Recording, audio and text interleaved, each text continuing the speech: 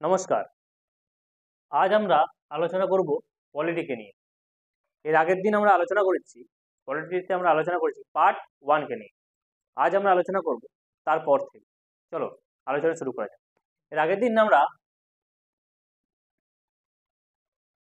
Part 1 এর article 4 পর্যন্ত আমরা আলোচনা করেছি। আর্টিকেল 1, 2, 4 আলোচনা করেছি। এবার কি আছে? যখন ভারত স্বাধীন হয়, কি হচ্ছে? ভারত কি হচ্ছে? স্বাধীন হচ্ছে। তখন ইংরেজরা তিনটে কথা বলেছিল। ইংরেজরা মাউন্ট ব্যাটেন যে প্ল্যান দিয়েছিল তাতে বলা হয়েছিল কি ভারত ও পাকিস্তান কি হবে? বিভাজন হবে। এবং সেই সমস্ত যে অনেকগুলো খণ্ড, সেই সময় ভারত অনেকগুলি খণ্ডে বিভাজিত ছিল। প্রায় 565টা রিয়াসত। কটা ছিল? 565টা রিয়াসত ছিল। রিয়াসত ছিল। এর মধ্যে এখানে বলা হয়ে থাকে, বলে মাউন্ট ব্যাটেন প্ল্যানে বলা হয় এই রিয়াসত গুলির মধ্যে যেগুলি পাকিস্তানের সাথে যুক্ত হতে চায় সেগুলি পাকিস্তানের সাথে যুক্ত হতে পারে, যেটি ভারতের সাথে যুক্ত হতে চায় সেই ভারতের সাথে যুক্ত হতে পারে। এর সাথে আরেকটি কথা যুক্ত করে, যে স্বতন্ত্র থাকতে চায় সে স্বতন্ত্রও থাকতে পারে। এই জন্য 565টি রিয়াসতের মধ্যে 549টি রিয়াসত কি করছে? ভারতের সাথে যুক্ত হচ্ছে। এই রিয়াসতগুলিকে যুক্ত হতে সাহায্য করেছিল সর্দার বল্লভ ভাই প্যাটেল। বল্লভ ভাই প্যাটেল ও 13টি রিয়াসত যুক্ত হচ্ছে কার সাথে? পাকিস্তানের সাথে যুক্ত হয়। পাকিস্তানের সাথে যুক্ত হয়। তাহলে এই দুটো মিলে কত হলো? 562টা। এবং 3টি রিয়াসত, কটি? 3টি রিয়াসত। কি বলে 3টি রিয়াসত বলে? কি এই রিয়াসতের মধ্যে কি একটা? হায়দ্রাবাদ, হায়দ্রাবাদ। আর এটা ছিল হচ্ছে জুনাগড়, যেটা হচ্ছে গুজরাটে অবস্থিত। কোথায়? জুনাগড়। ও জম্মু ও কাশ্মীর। এই তিনটে, হায়দ্রাবাদ কি বলে? পাকিস্তানের সাথে যুক্ত হবে। জুনাগড় পাকিস্তানের সাথে যুক্ত হতে চায়। ও জম্মু ও কাশ্মীর কি চেয়েছিল? এই স্বতন্ত্র থাকতে চেয়েছিল। এই জন্য এই হায়দ্রাবাদকে কি করেছিল? সর্দার বল্লভ ভাই প্যাটেল হায়দ্রাবাদকে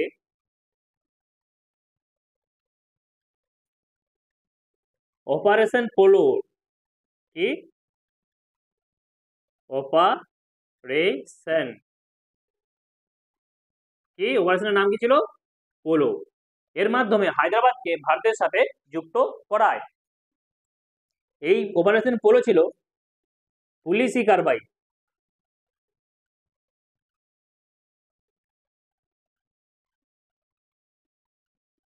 ও জুনাগড়কে জুনাগড়কে জনমত জুনাগড়ের রাজা ছিল মুসলিম ও প্রজারা ছিল হিন্দু। রাজা কে ছিল? রাজা ছিল হচ্ছে মুসলিম।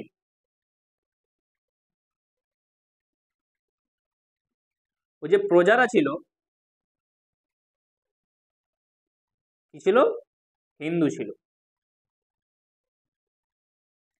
তাই জুনাগড়ে কি করেছিল? জনমত সংগ্রহ, জনমত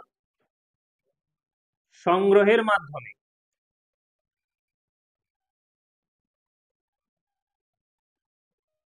মাধ্যমে জুনাগড়কে ভারতের সাথে বিলয় করায়। জুনাগড়কে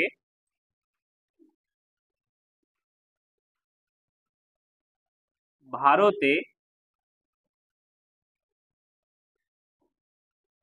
বিলয় করায়। আর জম্মু ও কাশ্মীর কি থাকে, স্বতন্ত্র থাকতে চায়। যখন জম্মু ও কাশ্মীর যখন স্বতন্ত্র থাকতে চায়, তখন কি করছে, যখন কি জম্মু ও কাশ্মীর কি করছে, স্বতন্ত্র থাকছে, জম্মু ও কাশ্মীর কি স্বতন্ত্র থাকছে, এই স্বতন্ত্র থাকার কারণে কি করছে পাকিস্তানের আর্মিরা কি করছে, জম্মু ও কাশ্মীরের উপর অ্যাটাক করছে, এবং কি জম্মু কাশ্মীরের উপর অ্যাটাক করে জম্মু কাশ্মীর কি করে, সম্পূর্ণরূপে দখল করতে চায়। কিন্তু যখন দখল করতে চায়, তখন জম্মু ও কাশ্মীরের রাজা হরি সিং, রাজা কে ছিল, হরি সিং, হরি সিং কি করেছে, হরি সিং নেহেরুর কাছে সাহায্য চায়, কার কাছে, নেহেরুর কাছে সাহায্য চায় বাঁচার জন্য। নেহেরু রাজি হলেও সেই সময় কি ছিল, সেই সময় রক্ষামন্ত্রী কে ছিল, রক্ষামন্ত্রী ছিল আমাদের সর্দার বল্লভভাই প্যাটেল।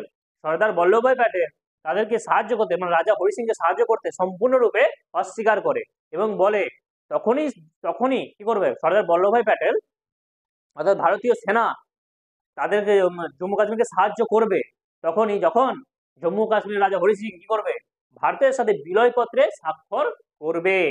তার আগে পর্যন্ত কি, তাছাড়া কি নেহেরু চাইলেও সর্দার বল্লভভাই প্যাটেল তা মানতে কোনোভাবে রাজি ছিল না।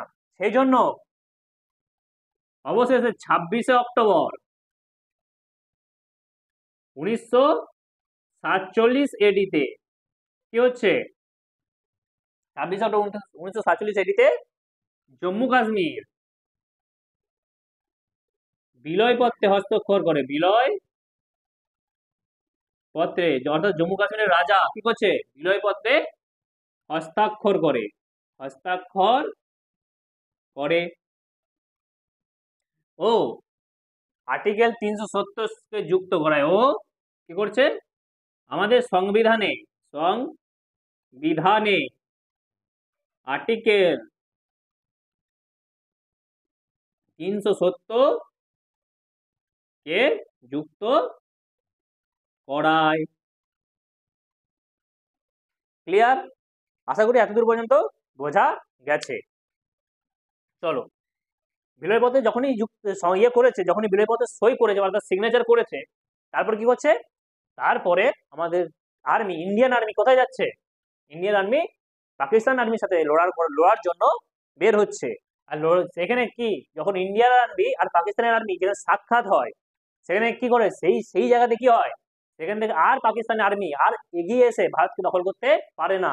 তখন ইন্ডিয়ান আর্মি এবং পাকিস্তান আর্মি যেখানে কি হয়, মতবিরোধ শুরু হয়, সে অর্থাৎ যেখানে যে সংঘর্ষটা হয়, সেই জায়গায় কি কি হয়, line of control, line of কন্ট্রোলের সৃষ্টি হয়। যদি এটা জম্মু ও কাশ্মীর হয়,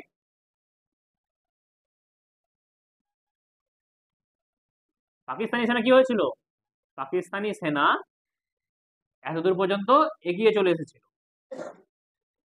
আর যখন সই করার পর কি হচ্ছে, ইন্ডিয়ান আর্মি আর ইয়ার আর্মি, পাকিস্তানি আর্মি কি হয়, এখানে সাক্ষাৎ হয়, আর এখানে যে সাক্ষাৎ হয়, সাক্ষাৎ যুদ্ধের জন্য কি একে অপরের সাথে সম্মুখীন হয়, আর এই যে লাইনটা সৃষ্টি হয় সেটাকে কি বলে, LOC, একে কি বলে, লাইন অফ কন্ট্রোল, একে কি বলেছে, লাইন অফ কন্ট্রোল বলা হয়।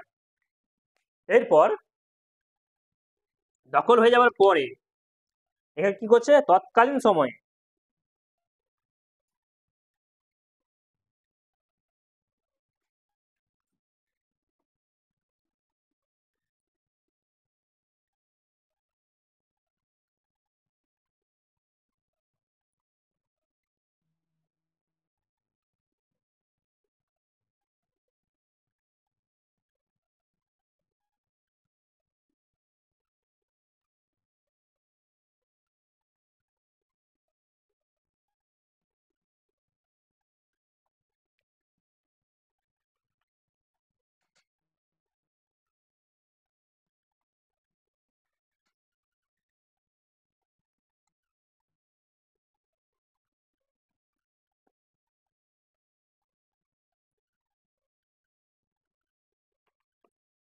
এরপর কি হচ্ছে, এরপর যখন অলরেডি সমস্ত রাজ্যগুলো অর্থাৎ ভারতের সাথে কটা যুক্ত হয়, 552টা রিয়াসত যুক্ত হচ্ছে, রিয়াসত যুক্ত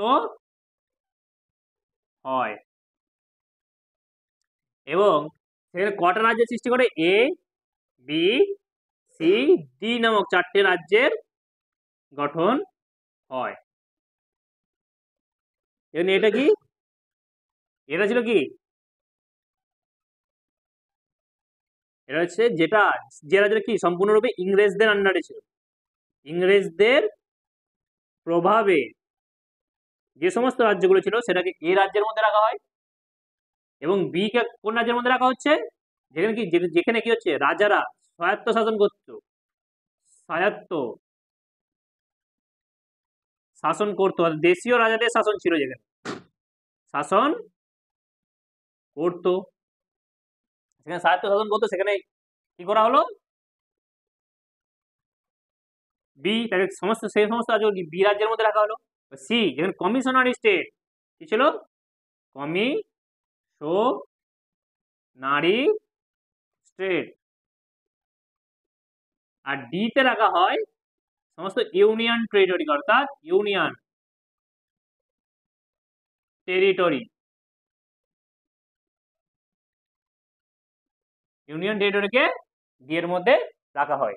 এইভাবে 4টি রাজ্যের সৃষ্টি হয় এবং পরে কি পিট্টুসি রামালু, পিট্টুসি রামালু কি করছে? ভাষার ভিত্তিতে রাজ্য গঠনের জন্য, ভাষার ভিত্তিতে রাজ্য গঠনের জন্য, অর্থাৎ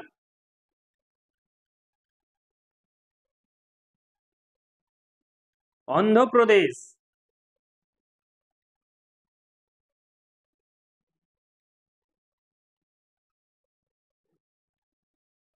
রাজ্য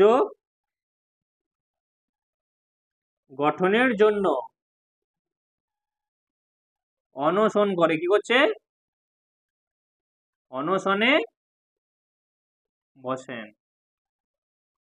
ও সেই অনশনে কি হয়? পিট্টুসি রামালু মারা যায়। তখন কি হয়? সেটা কি হয়? বিদ্রোহের আকার ধারণ করে। সেই জন্য তৎকালীন প্রধানমন্ত্রী পণ্ডিত জওহরলাল নেহেরু কি করছে? 1953 এডিতে ভাষার ভিত্তিক প্রথম রাজ্য অন্ধ্রপ্রদেশের গঠন করে। কিসের? অন্ধ্রপ্রদেশের গঠন করছে। অন্ধ্রপ্রদেশ। তাহলে কি হলো? ভাষার ভিত্তিতে প্রথম রাজ্য কোনটি? অন্ধ্রপ্রদেশ। এটি হলো ভাষার ভিত্তিতে গঠিত প্রথম রাজ্য। এই ছিল পলিটির পার্ট 1 এর মোটামুটি সমস্ত কিছু সংক্ষিপ্ত আলোচনা। এর পরের যে আর্টিকেল মানে পার্ট 2টা আলোচনা করব আমরা পরের ভিডিওতে। এই সমস্ত ভিডিওগুলিকে যারা পরীক্ষার জন্য প্রস্তুতি নিচ্ছে তাদেরকে কি করুন? শেয়ার করুন, যাতে তাদের এইগুলো দেখে পরীক্ষাতে অনেক সুবিধা হয়, কারণ এইগুলি থেকে পরীক্ষাতে অনেক প্রশ্নই আসে। আর যদি ভিডিওটি আপনাদের ভালো লেগে থাকে তবে ভিডিওটিকে লাইক, কমেন্ট ও শেয়ার করুন ও এরকম আরো ভিডিও পেতে চ্যানেলটিকে সাবস্ক্রাইব করুন। নমস্কার।